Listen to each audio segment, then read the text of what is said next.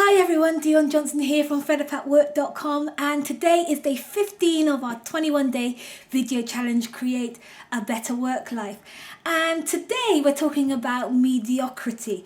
Why? Well, because we've been talking about purpose and we've been talking about identity and true desires and what we're going to do with our life. And yet I realise that even when people do have a really strong sense of purpose, or even when people really have tapped into and gotten a really strong sense of what they truly desire, it doesn't always logically follow that people are going to live their life that way. So there's these people walking around knowing that they're purpose, knowing that they're called, knowing that they have a lot of potential and have the desire for that potential to manifest, yet they're choosing to live lives and work lives that are contrary to that or less than that. And I call that less than life a mediocre life. Mediocre just means an ordinary life, a regular life, an average life, a life that's not really anything spectacular. I've been thinking about this morning, the fact that I've got an iPhone and I'm really new to the iPhone, but I understand that this invention is radically transforming the marketplace and the way people function in their lives and in their business. I realise that this is a revolutionary tool if you want to collaborate and if you want to create and if you want to communicate, that this tool here has the power in its little frame to radically make things different for the user. Yet, for me, being a technophobe, I literally make calls on this, receive calls. I might send it on text. I might read my emails on here, but actually, I don't even know how to send emails properly because it's saying something about the server and I got no idea what that means. And so I've literally for the last week not been able to send any emails even. So I'm using this massively radical tool at its very, very basic level. My daughter gets so irritated with me. She says, "Mum, you can do this on there, on your iPhone." I say, "Not me, darling. I just don't get how to use it."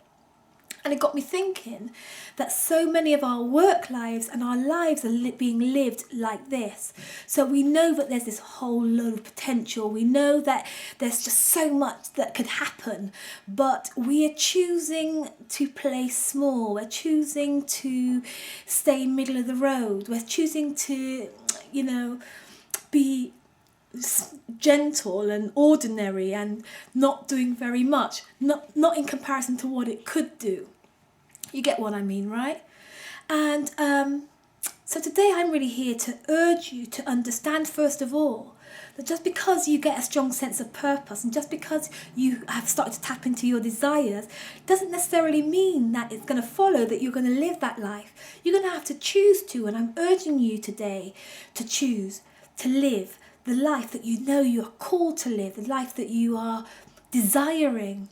In fact, as you work through the exercises that we've been discussing over the last week, I'm hoping that you'll begin to see yourself in a more grandiose way, that you will see yourself doing more, being more and having more.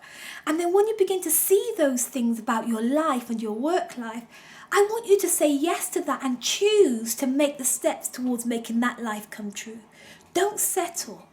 I read a quote this morning, I want to read it to you. It says that we must overcome the notion that we must be regular.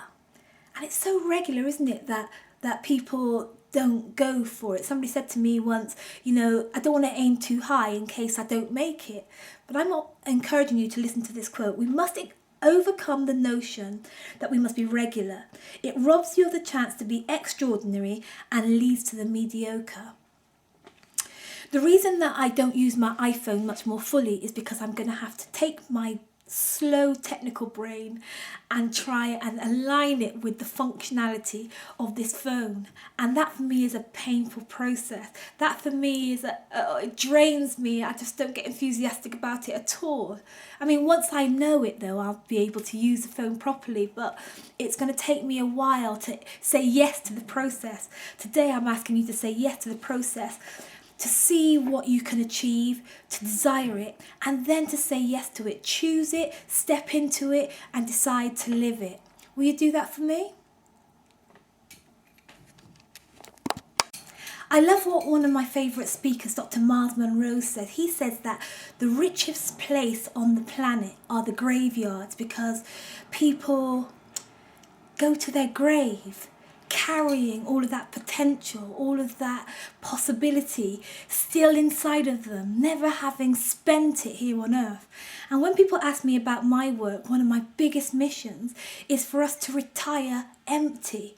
I really want us to have given everything that we've come here to give to the marketplace and to our planet before it's time to retire.